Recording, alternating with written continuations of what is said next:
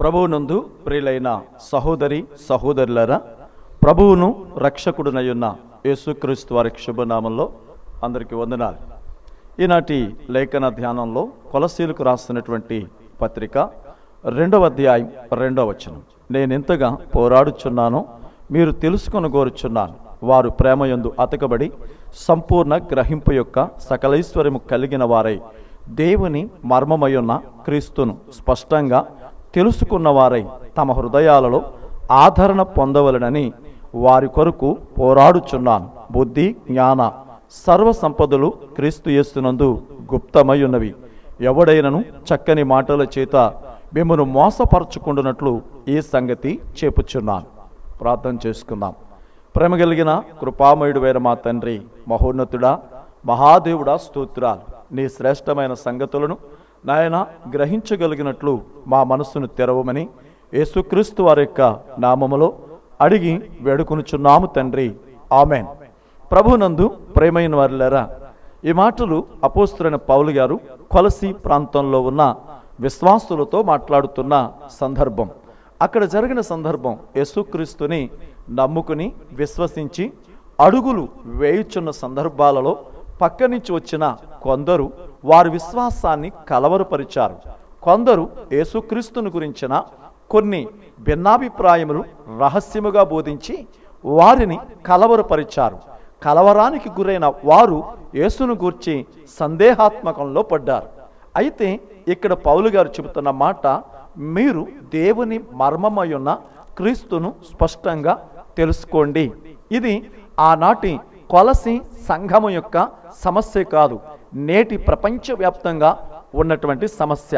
2 రకాలు. ఒకటి, క్రైస్తవుల మధ్య యేసుక్రీస్తును గురించినటువంటి ఏకాభిప్రాయము లేదు. అలాగే సమాజంలో యేసుక్రీస్తుని గురించి సరి అయిన అభిప్రాయము లేదు. అవునా? సంఘాలలో యేసుక్రీస్తు దేవుడు అని కొంతమంది అయితే, ఆయన దేవుని కుమారుడు అని కొందరైతే, ఆయన దేవునితో సమానమైన వాడు అని కొందరు భిన్నాభిప్రాయాలలో చూస్తున్నాం.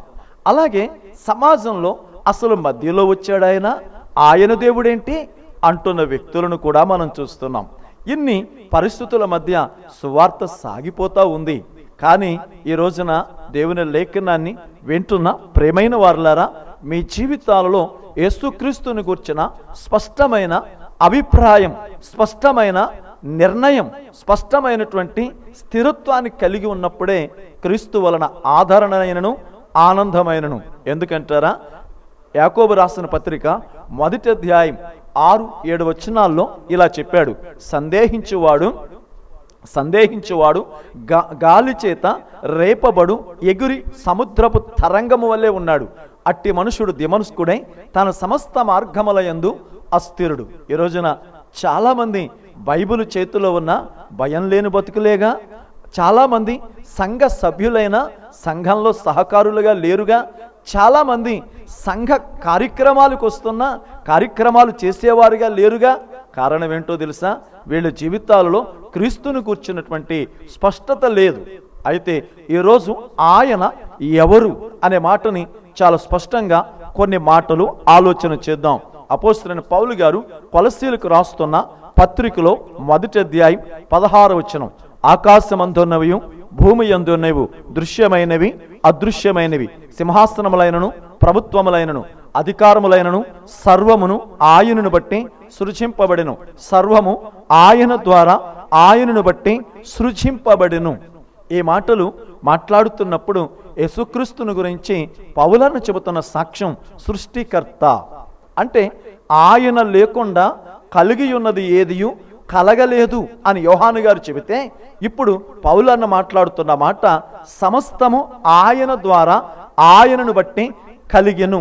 మనం చూస్తున్న ఈ ప్రకృతి, మనం చూస్తున్న సర్వము కంటికి కనిపించనివి అవి ఏవైనప్పటికీ కూడా సమస్తము ఆయన ద్వారా సృజింపబడెను. యేసుక్రీస్తు ఎవరు అని అడుగుతున్నప్పుడు సృష్టికర్త.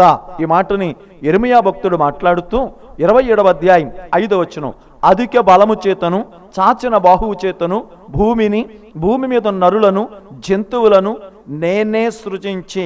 ఎంత అద్భుతమైన మాట! ఎంత అద్భుతమైనటువంటి మాట ఈ మాట చూడండి. ఇంకా 10వ అధ్యాయం 12వ వచనం, తన బలము చేత భూమిని సృష్టించెను, తన జ్ఞానము చేత ప్రపంచములను స్థాపించెను, ప్రజ్ఞ చేత ఆకాశములను విశాలపరచెను. అనగా ఈ ప్రకృతిలో పంచభూతములుగా అభివర్ణించబడుతున్న ఈ వనరులు ఏవైతే ఉన్నాయో ఈ సమస్త వనరులను సృష్టించినవాడు ఆయనే. ఈ రోజున దేవుని యొక్క వాక్యాన్ని కొంచెం లోతుగా వెళ్ళగలిగితే చాలాసార్లు దేవుడున్నాడు అనడానికి ఉనికెక్కడా హేతువాదులు అడిగే ప్రశ్న. ఈ రోజున ఒక చర్చో, ఒక గుడో, ఒక మసీదో మనుషుల నమ్మకానికి సాక్ష్యం గాని దేవుడున్నాడు అనడానికి ఉనికా అని ప్రశ్నిస్తున్నారు. నిజమే, కానీ ఈ రోజున ఆలోచన చేద్దాం. దేవుడు అంటే మనుషులు చేసిన వాడు కదగా. మరొకడు అంటాడు, క్రైస్తవ్యం యేసుక్రీస్తుని గురించి, క్రైస్తవ్యానికి భారతదేశంలో ఒక్క ఆనవాలు చూపించండి అనే వ్యక్తుల్ని చూడకపోం. చూడండి, ఒక దేశానికి సంబంధించిన వ్యక్తి అయితే ఆ దేశంలో ఆనవాలుంటాయి. మట్టి నుంచి వచ్చారు కాబట్టి మట్టి నుంచి కొన్ని నకలులు కనబడతాయి. కానీ ఆకాశం నుండి వచ్చిన వానికి సృష్టి అంతా సాక్ష్యం, ఈ ప్రకృతి అంతా ఆయన పెట్టిన సంతకం అన్నాడు ఒక ఆయన. ఈరోజు యేసుక్రీస్తు సృష్టికర్త. కీర్తనాకారుడు 19వ కీర్తనలో అంటున్నాడు, ఆకాశము ఆయన చేతి పని, ఆకాశము ఆయన చేతి పని. ఆయన గురించి ఈ సమస్త ప్రపంచము సాక్ష్యం ఇస్తుంది. ప్రకృతిలో అణువణువును ఆయన గూర్చినటువంటి సాక్ష్యాలు కోకొల్లలుగా ఉన్నాయి. ప్రపంచమంతా ప్రకృతిని దేవునిగా ఆరాధన చేస్తుంటే ఆ ప్రకృతిని కలిగించిన వాడును నేనే అని స్పష్టంగా ఆయన మాట్లాడుతున్నాడు. ఎందుకు అని అడిగితే ప్రకృతి యొక్క స్థితిగతులను శాసించుచున్నవాడాయన. ఎందుకంటారా? చూడండి, ఆయన గలిలయ సముద్రం పైన నడుస్తున్నప్పుడు గాలిని గద్దించగానే నిమ్మలమాయెను. ఈ ప్రపంచంలో ప్రకృతిని స్తంభింప చేయగలిగిన వాడు ఎవరైనా ఉన్నారా? ఏ గ్రంథాలలోనైనా ఎక్కడైనా ఉన్నాడేమో చూడండి. ఈ రోజున ప్రభువునందు ప్రేమైన వారులారా, యేసు సృష్టికర్త. మరి ఇంకా మాటను ఎక్కువగా చెప్పలేం కానీ మనం అవగాహన కొరకు సరిపోయిన విషయాలు. ఆయన ఈ ప్రకృతిని సృజించిన సృష్టికర్త. ఇక రెండవ సంగతి మనం చూస్తే యోబు గ్రంథం 37వ అధ్యాయం 12వ వచనంలో ఆయన సృష్టి నిర్వాహకుడు. సృష్టించటం ఒక్కడే సరిపోతుందా? సృష్టించిన తరువాత దానిని సంపూర్ణంగా నడిపించగలగాలి, పోషించగలగాలి. ఈ ప్రకృతినంతా నిరంతరము పోషిస్తున్నాడు. పౌలన్న రోమీలకు రాస్తూ 1వ అధ్యాయంలో అంటాడు, ఆయన నిత్యశక్తి, దేవత్వము, ఆయన నిత్యశక్తి. ఈ ప్రకృతి అంతా సైన్స్ ఈరోజు మాట్లాడుతుంది, ఈ ప్రకృతి అంతా ఏదో ఒక శక్తి చేత నడిపించబడుతుంది అని మాట్లాడుతున్నారు. నడిపించబడుతుంది. ఇప్పటిదాకా పరిశోధన చేసి సైన్స్ ఏమి సాధించింది, ఎంత నేర్చుకున్నారు అని అంటే వాళ్ళు చెబుతున్న మాట, మనం 10 to 5% నేర్చుకున్నామే, 5 to 10% నేర్చుకున్నామేమో, కానీ మనం నేర్చుకోవలసింది చాలా ఉంది. ఈ సమస్త ప్రకృతి ఏదో ఒక శక్తి ఆధారితంగా నడవబడుతుంది. దాన్ని డార్క్ ఎనర్జీ లేకపోతే రకరకాలుగా వాళ్ళు పేర్లు పెట్టడానికి చూస్తాం. కానీ ఈ ప్రకృతి అంతా ఆ శక్తి స్వరూపుడు అనగా ఈ ప్రకృతినంతా నింపుచున్నవాడు. అంత ఎందుకండి, మీరు చూడండి, మీరు 1వ తారీఖున మీ ఇంటిలో ఉన్న సరుకులన్నీ నింపుతూ ఉంటారు. కానీ 30వ తారీఖు వచ్చేసరికి ఖాళీ అయిపోతూ ఉంటాయే, మరలా నింపాలి. అంటే ఈ ప్రకృతిలో ప్రతి వస్తువు దాని శక్తిని కోల్పోతూ ఉంది. తిరిగి దాని శక్తిని నింపుతున్నవాడెవడు? ఈ ప్రకృతినంతా ఒక క్రమమైన రీతిలో నడిపించుచున్నవాడెవడు? ఎప్పుడైనా ఆలోచన చేశారా?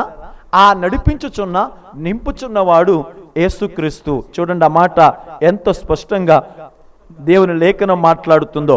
యెరెమీయా గ్రంథం 10వ అధ్యాయం 13వ వచనం, ఆయన ఆజ్ఞ ఇయ్యగా జలరాశులు ఆకాశ మండలములో పుట్టెను, భూమియాంత అగాధంలో నుండి ఆయన ఆవిరిని ఎక్కజేయును, వర్షము కలుగునట్లు మెరుపులను పుట్టించును, తన ధనాగారములో నుండి గాలిని రావించును. ఈ ప్రకృతి అంతా ఆయన మాటకు లోబడి సర్వమును శక్తి నొందించుచున్నాడు, నడిపించుచున్నాడు. కాబట్టే ఆయన సృష్టికర్త అనే మాటను చూసాం. సృష్టికి ఆయనే ఆ పోషకుడు. ఇంకా మూడో విషయాన్ని మీకు జ్ఞాపకం చేస్తున్నాను. ఇంకా పౌలన్న మాట్లాడుతూ చెప్తాడు, ఆయన అదృశ్యుడే గాని ఆదర్శప్రాయుడు. ఏం మాట్లాడాడండి? ఆయన అదృశ్యుడే గాని ఆదర్శప్రాయుడు. ఆయన కనిపించని వస్తువు కనిపించే శక్తి లక్ష్యం. ఆయన కొలసీలకు రాసిన పత్రిక 1వ అధ్యాయం 15వ వచనం, ఆయన అదృశ్య దేవుని స్వరూపి అయి సర్వ సృష్టికి ఆది సంభూతుడు. ఆయన అదృశ్య దేవుని శక్తి స్వరూపి, సర్వ సృష్టికి ఆది సంభూతుడు. యేసుక్రీస్తు మధ్యలో వచ్చిన దేవుడు కాదు. యేసుక్రీస్తు ఆది నుంచి ఉన్నవాడు. ఎక్కడున్నాడో ఆలోచన చేయాలి, ఎక్కడి నుంచి వచ్చాడో వివరణ తెలుసుకోవాలి. అంతేనే కానీ నీకు తెలిసినట్లు నీకు అనువుగా మాట్లాడుకోవడం కాదు. ఆయన అదృశ్య దేవుడు అంటే ఈ ప్రపంచమంతా దేవుడు దేవుడు దేవుడు దేవుడు అంటుంది. దేవుడు అంటే మరి ఎవడూ చూడని ఆ దేవునికి రూపం ఎలా వేస్తావు కదా? శాస్త్రాలలో ఎక్కడ చూసినా దేవుడు ఆత్మ గనుక ఆయనకు రూపం ఎలా ఉంది? కానీ ఆ అదృశ్యుడైన దేవునిని ఒక చిత్రకారుడు ఒక కుచ్చు తీసుకుని బొమ్మ గీయొచ్చు, ఒక శిల్పకారుడు ఒక రాయిని శిల్పంగా మలచొచ్చు. అంటే ఎవరూ చూడని ఆ దేవునికి ఈ రూపం ఎవరిచ్చారు? కానీ జ్ఞాపకం చేసుకోండి, అదృశ్యుడు దేవుడు. అదృశ్యుడు, ఆయన కంటికి కనబడేవాడు కాదు, ఈ మానవ నేత్రాలకు అర్థమయ్యేవాడు కాదు. ఆయన అదృశ్యుడు. ఆ అదృశ్యుడిలో ఉన్న దేవుని అసలు రూపం యేసుక్రీస్తు. అంటే యేసుక్రీస్తులాగా దేవుడు మానవ శరీరాకారంలో ఉన్నాడని కాదు. దేవుడు అంటే ఆకారం కాదు, ఆంతర్యం. దేవుడు అంటే తన స్థితిని మనం అర్థం చేసుకోవాలి అంటే ఆయన చర్యలు. చూడండి, మనం కరెంటు మాట్లాడుతాం, కరెంటును వాడుకుంటాం, కానీ కరెంట్ ఎలా ఉంది అని అడిగితే ఎంతమంది చెప్పగలరు? లైట్ వేసి కరెంట్ ఉంది అని చెబుతావు, ఫ్యాన్ వేసి కరెంట్ ఉందని చెబుతావు. ఇంతకీ కరెంట్ లైటా ఫ్యానా? ఇవి కరెంటు చర్యలు. కరెంటును చూసిన వాడెవడూ లేడు. అలాగని లేదంటావా? ఈరోజు దేవుడిని అర్థం చేసుకోవాలంటే దేవుని చర్యలేంటి అన్నప్పుడు చూడండి, ఆయన పరిశుద్ధుడు, ఆయన ప్రేమ గలవాడు, ఆయన జ్ఞానము గలవాడు, ఆయన శక్తి స్వరూపుడు. ఇప్పుడు యేసుక్రీస్తు అవనికొచ్చి ప్రపంచానికి నేర్పించింది ఇదే కదా.